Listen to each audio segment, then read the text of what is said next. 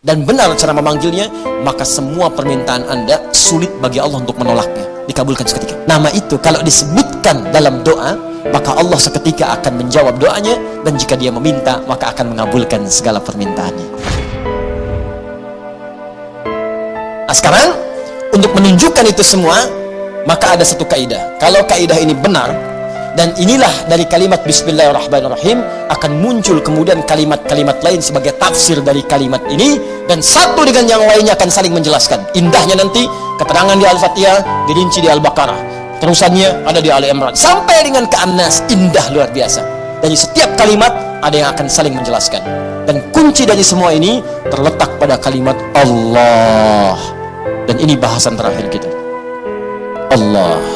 Makanya saya akhirkan.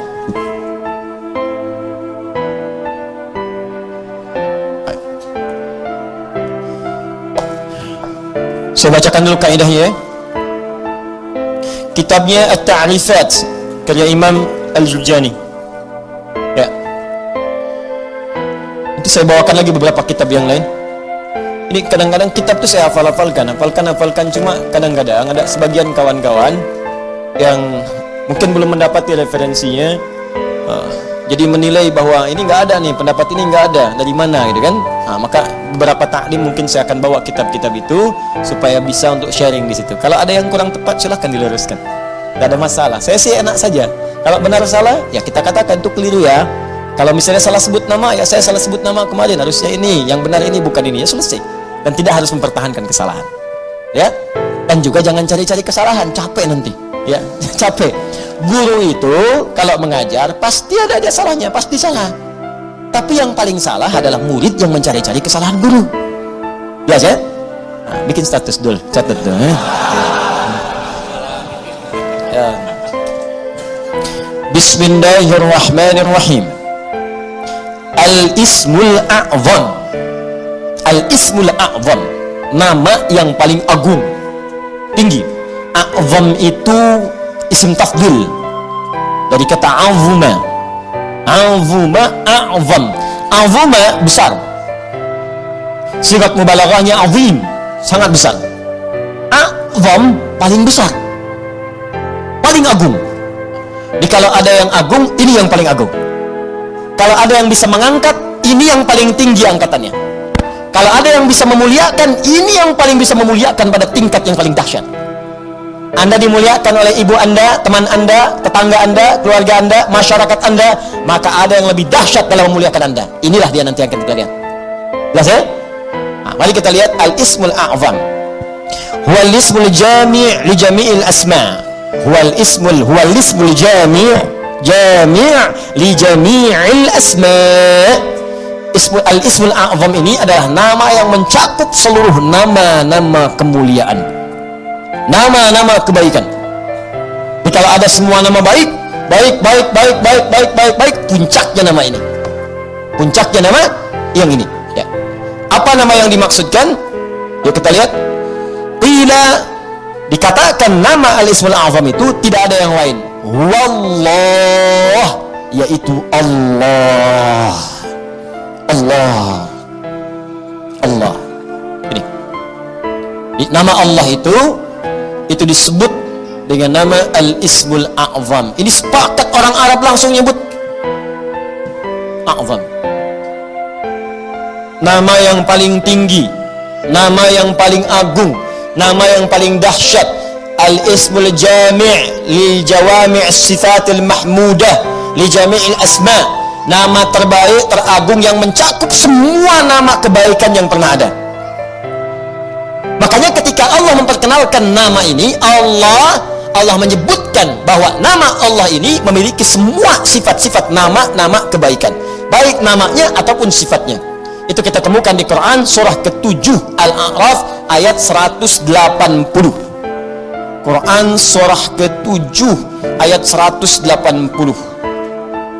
Di halaman 174, posisi paling kiri, baris yang keempat, sebelah atas. Walillahil asma'ul husna fad'uuhu biha.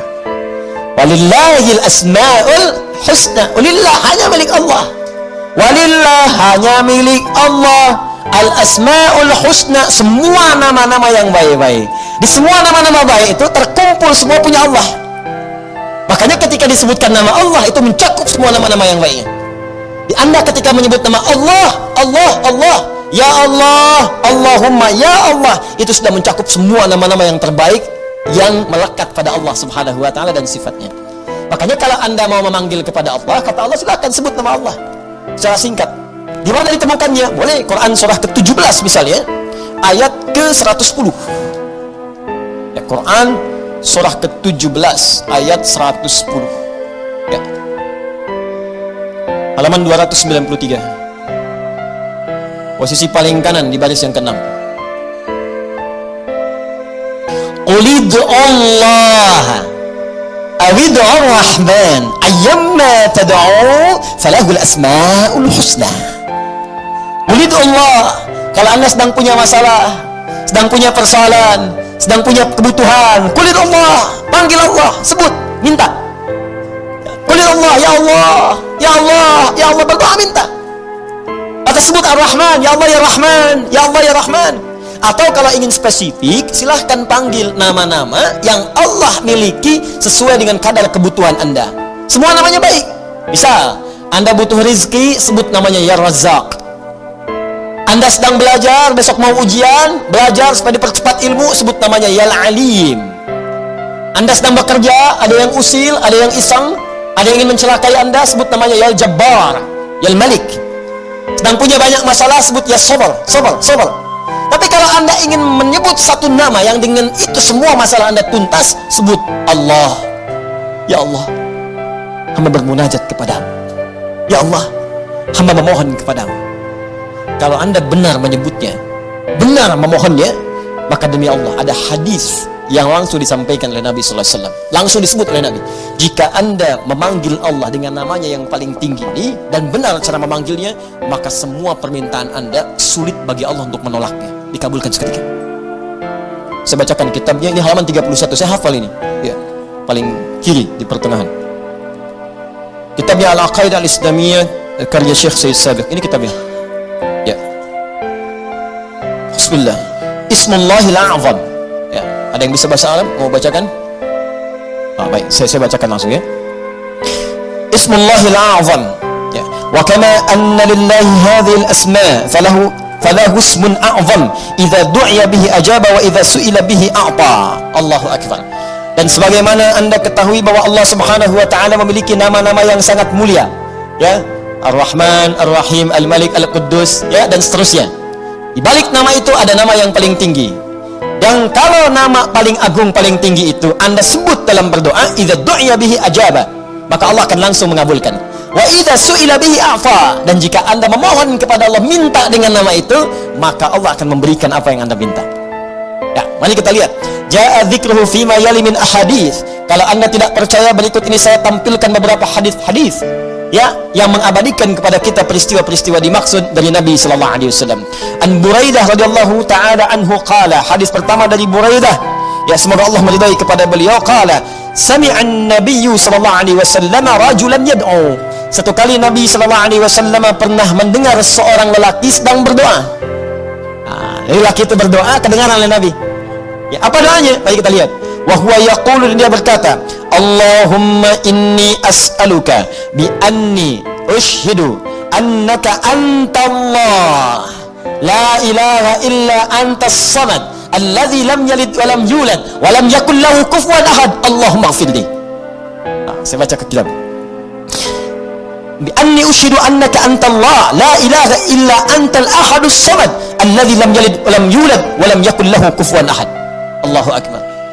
Dia membaca pertama, usyhidu bi annaka antallah, ya Allah. Perhatikan nih. Saya bersaksi Engkau Allah. Engkau Allah. Engkau Tuhanku ya Allah. Engkau Tuhanku yang memerintahkan aku ya Allah untuk bermohon hanya kepadamu. Aku bersaksi Engkau satu-satunya Tuhan, tidak ada Tuhan yang lain. Aku bersaksi hanya memohon kepadamu, tidak ada syarikat untukmu. Allah disebutkan namanya. Maka apa yang terjadi? Perhatikan. Faqala walladhi nafsi biyadi laqad sa'ala Allah bismihil a'zam alladhi idza du'iya bihi ajab wa idza su'ila bihi a'ta. Allahu Akbar. Dalam riwayat orang ini berkata, ya Allah ampuni saya, Allahumma gfirli, ya Allah ampuni saya. Maka kata Nabi, perhatikan kalimatnya, kata Nabi, wallazi nafsi biyadi, saya bersumpah karena Allah, saya bersumpah dengan nama Allah yang menggenggam jiwaku. Nabi mempertaruhkan jiwanya, ya, mempertaruhkan dirinya dalam genggaman Allah untuk menyampaikan makna yang sangat dalam ini. Ini sumpah nih, wallazi nafsi biyadi itu sumpah. Ini sumpah tertinggi dari seorang hamba yang menunjukkan kemudian keesaan Allah Subhanahu wa taala. Nabi itu cukup berkata, kata-katanya benar karena sifatnya itu siddiqul amin. Ya, siddiqul amin. Jadi kalau bersumpah ada yang serius di situ, ada yang sangat penting. Saking pentingnya sampai bersumpah. Anda percaya nggak dengan saya? Tidak, sumpah demi Allah yang menggenggam jiwa saya, yang bisa mewafatkan saya kapanpun. Saya bersumpah. Ini hadis bersumber dari Nabi sallallahu alaihi wasallam. Pertanyaan saya, semakin percaya nggak dengan saya? Semakin ya? Ini Nabi yang bersumpah. Maka kata Nabi, apa kata Nabi? Laqad sa'alallaha bismil a'zam. Orang itu tadi telah memohon kepada Allah dengan menyebutkan nama yang paling tinggi, nama yang paling agung. Alladzi idza du'iya bihi ajab wa idza suhila bihi a'ta. Nama itu kalau disebutkan dalam doa, maka Allah seketika akan menjawab doanya, dan jika dia meminta, maka akan mengabulkan segala permintaannya. Hadisnya sahih. Hadisnya sahih. Rawahu Abu Dawud wa Tirmidzi wa An-Nasa'i wa Ibnu Majah wa qala Al-Mundhiri qala Syekhuna Abu Al-Hasan Al-Maqdisi wa isnad la mat'ana fihi wa la alam annahu ruwiya fi hadha hadits ajwad minhu. Allahu akbar. Hadis ini diriwayatkan oleh para ahli hadis, Abu Dawud, At-Tirmidzi, An-Nasa'i, Ibnu Majah, bahkan Al-Imam Al-Mundhiri mengatakan ini riwayat enggak ada celaknya.